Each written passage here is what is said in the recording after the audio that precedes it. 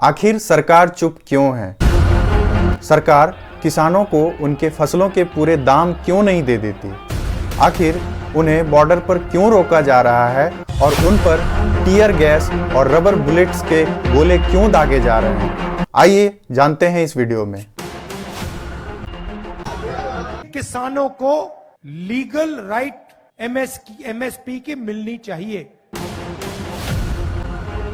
भारत के किसानों ने एक बार फिर से फार्मर प्रोटेस्ट शुरू कर दिया है। इस आंदोलन का नाम फार्मर प्रोटेस्ट 2.0 रखा गया है। इस आंदोलन में पंजाब, हरियाणा और कई राज्यों से 200 किसान यूनियन और कई हजारों किसान 6000 से भी ज़्यादा ट्रैक्टर को लेकर के दिल्ली की तरफ बढ़ रहे हैं, जिन्हें शंभू बॉर्डर पर लंबी लंबी कंटीली तार और कंक्रीट की दीवार बनाकर रोका गया है और उन पर टीयर गैस भी छोड़ा जा रहा है। आप भी सोच रहे होंगे कि ये किसान आंदोलन बार बार हो क्यों रहा है। दरअसल इस किसान आंदोलन का पैटर्न 9 अगस्त 2020 से लेकर 11 दिसंबर 2021 में हुए किसान आंदोलन से काफी मिलता जुलता है। यानी पिछली बार की तरह इस बार भी यह आंदोलन काफी लंबे समय तक चलने वाला है। दोस्तों, आपको बता दें कि यह किसान आंदोलन 13 फरवरी 2024 को संयुक्त किसान मोर्चा के द्वारा दिल्ली चलो का नारा लगाकर यहीं से यह आंदोलन शुरू किया गया था और हजारों की तादाद में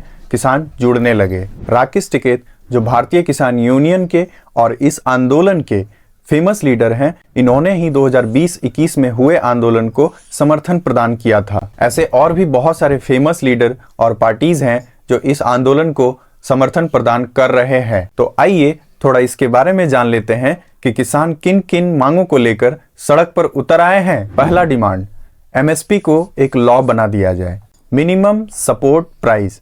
यह एमएसपी वह दर है जिस दर पे सरकार किसानों से फसल खरीदती है। यह किसानों की उत्पादन लागत से कम 1.5 गुना अधिक होती है। सेंट्रल गवर्नमेंट फसलों की एक मिनिमम रेट तय करती है जिससे किसानों को उसी रेट से हमेशा दाम मिलती रहे। इसे आसान भाषा में समझें तो मान लीजिए किसी फसल की एमएसपी 20 रुपया तय की गई है और मार्केट में उस फसल की कीमत 15 रुपया है, तो भी सरकार किसानों से उस फसल को 20 रुपया में ही खरीदेगी, चाहे किसी की भी सरकार हो या मार्केट में कुछ भी दाम हो। सरकार 23 तरह के क्रॉप्स पे एमएसपी देती है। तो आइए जान लेते हैं कि सरकार कौन कौन सी फसलों पर किसानों को एमएसपी दे रही है। 7 तरह के अनाज, धान, गेहूं, मक्का, बाजरा, ज्वार, रागी और जौ। 5 तरह की दालें, चना, अरहर, उड़द, मूंग और मसूर। 7 तरह के तिलहन, रेपसीड सरसों, मूंगफली, सोयाबीन, सूरजमुखी, तिल, कुसुम, नगर सीड।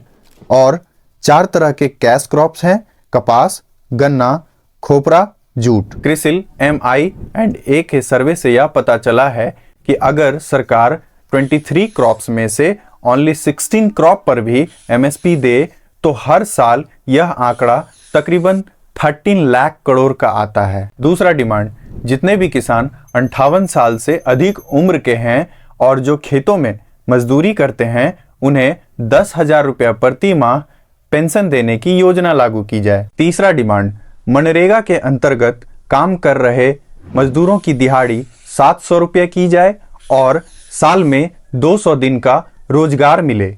चौथा डिमांड, लखीमपुर खीरी में हुए हिंसा के पीड़ितों को न्याय मिले। दोस्तों, अक्टूबर 2021 में घटी इस दर्दनाक घटना में 8 लोगों की जान चली गई थी, बट सुप्रीम कोर्ट ने 12 फरवरी को इसी मामले में सेंट्रल मिनिस्टर अजय कुमार मिश्रा के बेटे आशीष कुमार मिश्रा की दी हुई जमानत की डेट और आगे बढ़ा दी है। इसके अलावे फार्मर्स के और भी डिमांड हैं। 2020-21 में हुए प्रोटेस्ट में मारे गए 600 से भी ज्यादा फार्मर एक्टिविस्ट के फैमिलीज को फैमिली कंपनसेशन दिया जाए। नोएडा में तरह तरह के डेवलपमेंट को लेकर सरकार ने नोएडा के 149 गांवों से जमीन ली थी, जिसमें किसानों का कहना है कि उन्हें उनकी जमीन की फेयर कंपनसेशन नहीं मिली। इसलिए एक्वायर्ड जमीन का 10% रेसिडेंशियल प्लॉट उन किसानों को दिया जाए ताकि उनके फैमिलीज का भविष्य सुधर सके। अब आप लोगों की क्या राय है कमेंट सेक्शन में बताएं,